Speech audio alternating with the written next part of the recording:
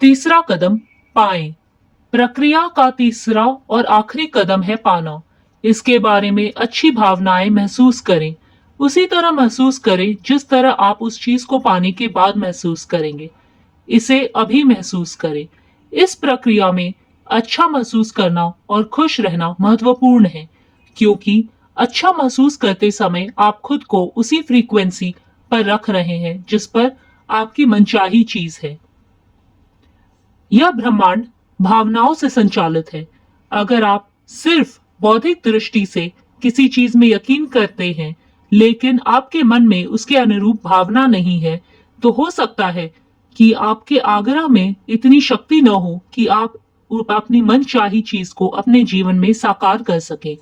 आपको इसे महसूस करना होता है। एक बार मांगे, फिर यकीन करें कि आप उसे पा चुके हैं, और फिर अच्छा महसूस करके उसे पा लें। जब आप अच्छा महसूस करते हैं, तो आप पाने की फ्रीक्वेंसी पर हैं। आप सारी अच्छी चीजों को अपनी ओर लाने की फ्रीक्वेंसी पर हैं, और आपको मांगी हुई चीज मिल जाएगी। जाहिर है, आप सिर्फ वही चीज मांगेंगे जिसके मिलने पर आपको अच्छा महसूस हो, है ना? इसलिए अगर आप खुद को अच्छा महसूस करने की फ्रीक्वेंसी पर ले आते हैं, तो आप उसे पा लेंगे। खुद को उस फ्रीक्वेंसी तक पहुंचाने का एक तेज तरीका यह कहना है, मैं इसे अभी पा रहा हूं। मुझे अपने जीवन में तमाम अच्छी चीजें इसी समय मिल रही हैं। मैं इसी समय पा रहा हूं। इस वाक्य में अपनी इच्छा भर लें और मिलने की भावना को सचमुच महसूस करें। इस तरह महसूस करें जैसे आपने उस चीज को वाकई पा लिया हो। मेरी एक प्रिय मित्र मासी में जबरदस्त कल्पनाशीलता है। वह हर चीज महसूस करती है। वह महसूस करती है कि मनचाही और मांगी हुई चीज मिलने पर उसे कैसा महसूस होगा। वह हर चीज को सचमुच महसूस करती है। वह इस मामले में नहीं उलझती है कि वह चीज उसे कैसे, कब या कहां मिलेगी। वह तो बस उसे महसूस करती है, और फिर वह चीज प्रकट हो जाती है। तो इसी समय अच्छा महसूस करें। जब आप किसी कल्पना को हकीकत में बदल लेते हैं, तो आप ज्यादा बड़ी कल्पनाएं करने की स्थिति में आ जाते हैं, और यही रचनात्मक प्रक्रिया है। आप प्रार्थना में जो भी मांगेंगे, यकीन करने पर उसे पा लेंगे। जिन भी चीजों को कि आप इच्छा करते हैं, जब आप प्रार्थना करते हैं और यकीन करते हैं कि आप उन्हें पा लेंगे, तो आप उन्हें सचमुच पा लेंगे। आकर्षण का नियम, इसका अध्ययन और अभ्यास बस यह अनुमान लगाना है कि इसी समय अपनी मनचाही चीज पाने की भावनाएं उत्पन्न करने का सबसे अच्छा तरीका कौन सा है। अपनी मनचाही कार में टेस्ट ड्राइव पर जाएं। अपने मनचाहे मकान की शॉपिंग पर जाएं। अपने मनचाहे मकान के भीतर जाएं। इसी समय मनचाही चीज का मालिक बनने की भावनाएं उत्पन्न करने के लिए आपको जो भी करना पड़े करें, और अपनी भावनाओं को याद रखें। इतना सब करने से आपको अपनी मनचाही चीज सचमुच पाने में मदद मिलेगी। जब आप ऐसा महसूस करते हैं जैसे मनचाही चीज आपको मिल चुकी है, और यह भावना इतनी सच्ची होती है जैसे वह आपके पास मौजूद है, तो इसका मतलब यह है कि आपको यकीन हो गया है कि आप उसे पा चुके हैं, और फिर आप उसे पा लेंगे। हो सकता है कि आप जागने पर उस चीज को मौजूद देखें, यह सचमुच साकार हो चुकी है, या फिर आपको अचानक कोई काम करने की प्रेरणा मिल जाए। आपको निश्चित रूप से यह नहीं कहना चाहिए, देखिए मैं इसे इस तरह से कर सकता हूं, लेकिन यह मुझे पसंद नहीं। अगर स्थिति यह है, तो आप सही रास्ते पर नहीं हैं।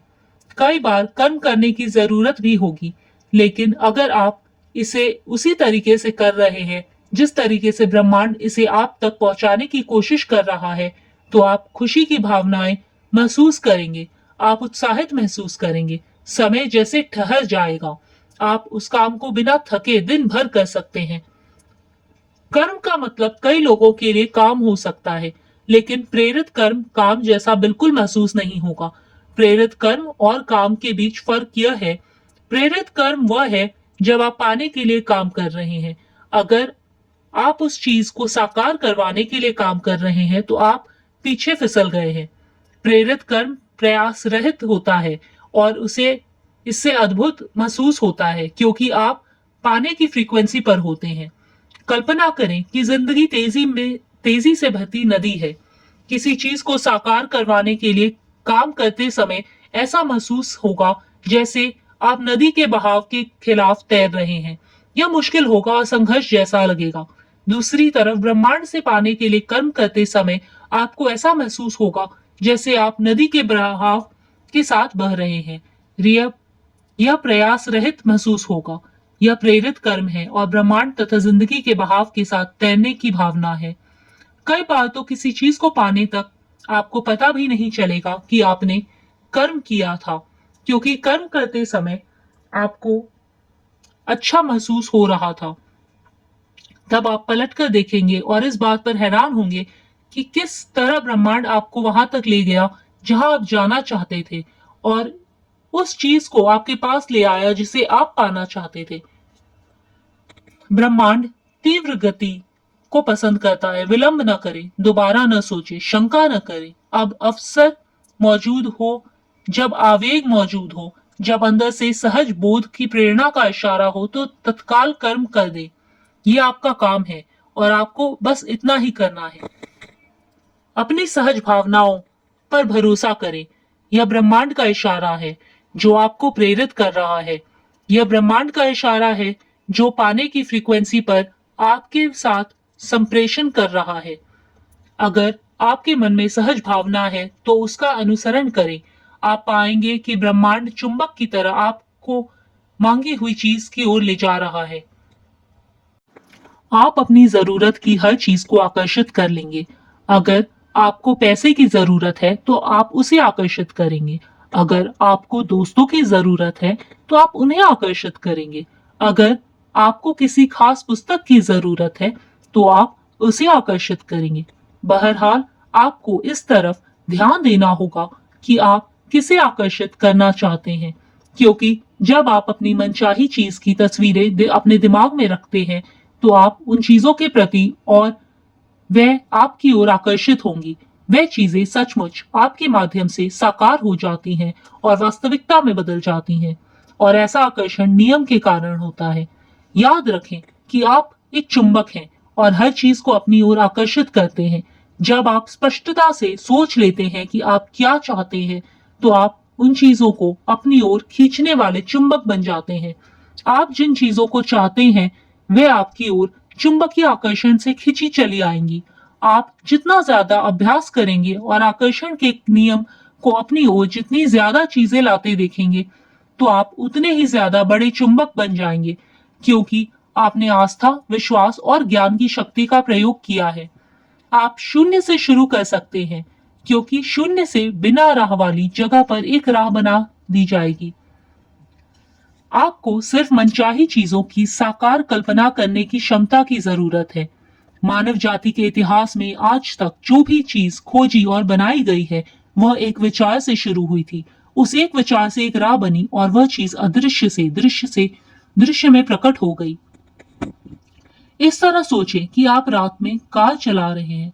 हेडलाइट्स की रोशनी सिर्फ 100 से 200 फुट आगे तक जाती है। आप कैलिफोर्निया से न्यूयॉर्क तक पूरे रास्ते अंधेरे में कार चला, क्योंकि आपको बस अगले 200 फुट तक ही देखना होता है। जिंदगी भी हमारे सामने इसी तरह प्रकट होती है।